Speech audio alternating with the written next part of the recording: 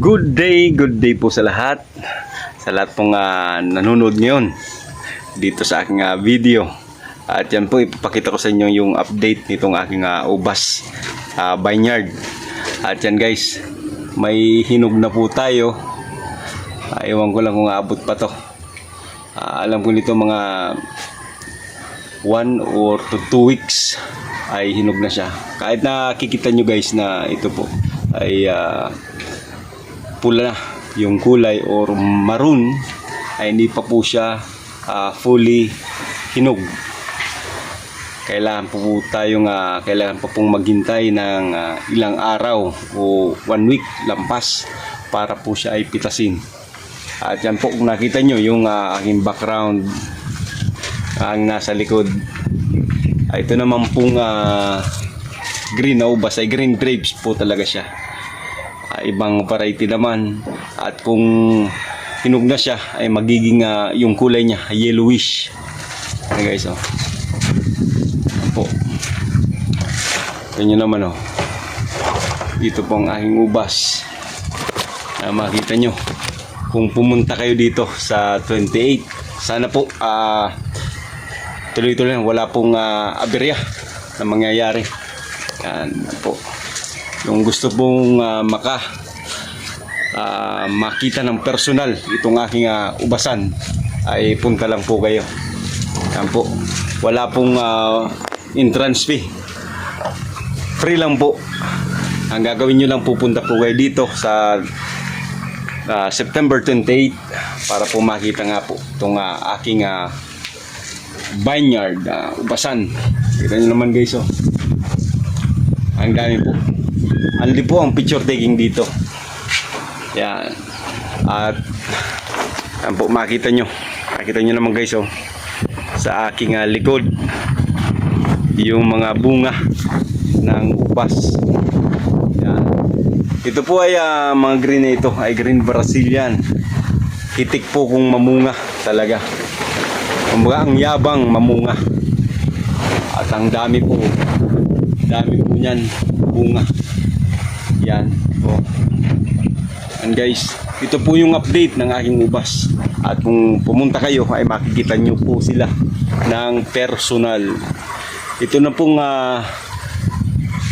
update nito. Guys, oh.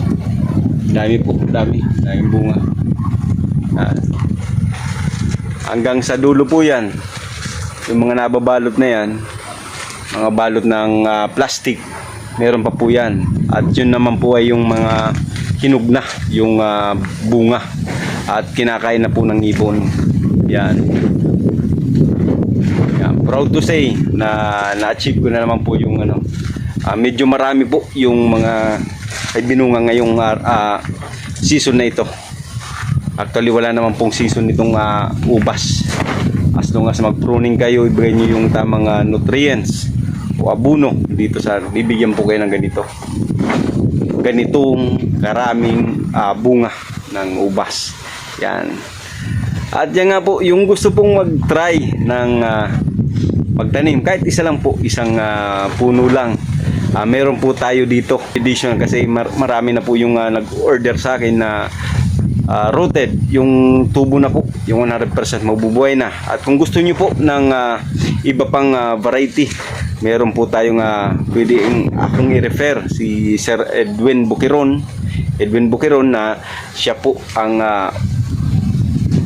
pinagkunan ko o pinilang ko ng iba ko pang tanim na ubas dito. Meron na po almost tanim ko po dito ng ubas ay kanya galing yung tinam ko dito. Isa na po dito yung pinakamahal, yung Sapphire Moon Drops. Yun. Kakaiba po yung kulay niya. Ito po yung picture niya. Yan. Tingnan nyo po, kakaiba. Medyo pricey po siya, medyo mahal, pero sulit naman po kung mamunga. Yan. Guys.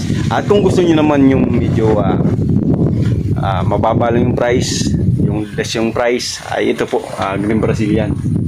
O kaya yung Baikonur. Medyo mahal din konti yung Baikonur. Pero once na tawag dito mamunga ay tuloy-tuloy na po yan. And guys, oh, Ito po ang Green Brazilian. Kung gusto niyo pong mag-try nito, hindi po kayo magsisisi na kung bumili ng ganito. Yan. Meron po tayo dito. Limited edition na 5 pantanim na lang. Yan. Kung gusto po na bumili. Limited stocks lang po tayo dito. Yan. Hanggang dito na lang muna guys. Yan. Bye bye. Proud grapes farmer.